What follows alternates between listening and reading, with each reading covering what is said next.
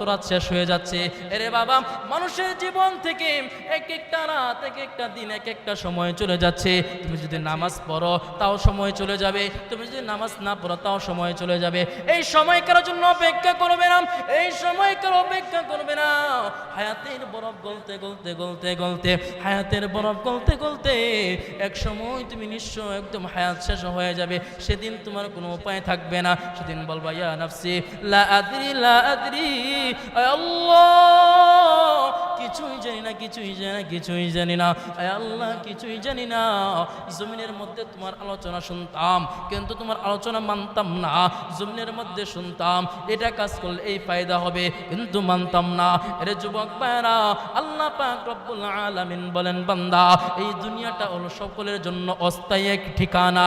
ইহা হাম সব মুসাফির হে ওহি আখির ঠিকানা, কুই আগে রওয়ানা হয়, কুই পিছে রওয়ানা।